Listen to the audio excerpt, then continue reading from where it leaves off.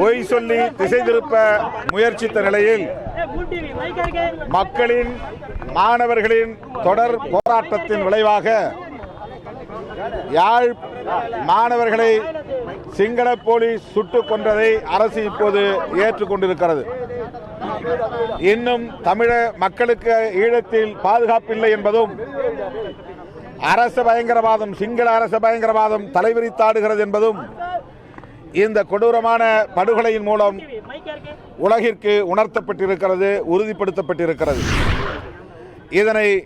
வன்மையாக கண்டிக்கிற வகையில் இன்றைக்கு இந்த இலங்கை தூதரக முற்றுகை போராட்டம் நடைபெறுகிறது. மறுமலர்ச்சி திராவிட முன்னேற்ற கழகம், விடுதலை சிறுத்தைகள் கட்சி, தமிழக வாழ்வுரிமை கட்சி, மனிதநேய மக்கள் கட்சி, SDPI, திராவிடர் விடுதலை கழகம், தந்தை பெரியார் திராவிடர் கழகம், தமிழ் தேசிய பேரியக்கம், தமிழ் தேசிய விடுதலை இயக்கம், தமிழக மக்கள் முன்னணி, இளம் தமிழகம் இயக்கம், காஞ்சி மக்கள் மன்றம்,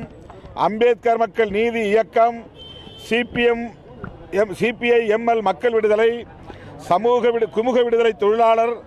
அம்பேத்கர் சிறுத்தைகள், தமிழர் விடுதலை கழகம், தமிழ் தேச மக்கள் கட்சி, மாணவர் அமைப்புகள் உள்ளிட்ட பல்வேறு அமைப்புகளின் சார்பில்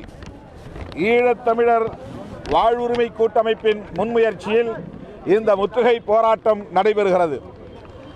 வடக்கு மாகாணத்தை ஆக்கிரமித்திருக்கிற சிங்கள இராணுவத்தை முற்றிலும் அங்கிருந்து உடனடியாக அப்புறப்படுத்த வேண்டும் என்பதும்,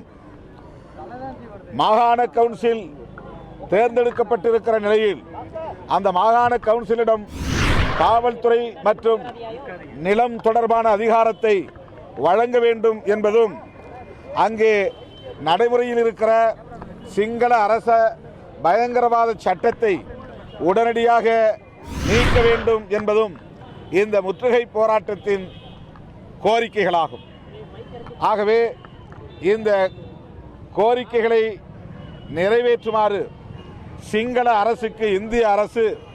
அழுத்தம் கொடுக்க வேண்டும் என்றும், இந்திய அரசு தொடர்ந்து இதனை வேடிக்கை பார்க்க கூடாது என்றும் சர்வதேச சமூகமும் ஐநா பேரவையும்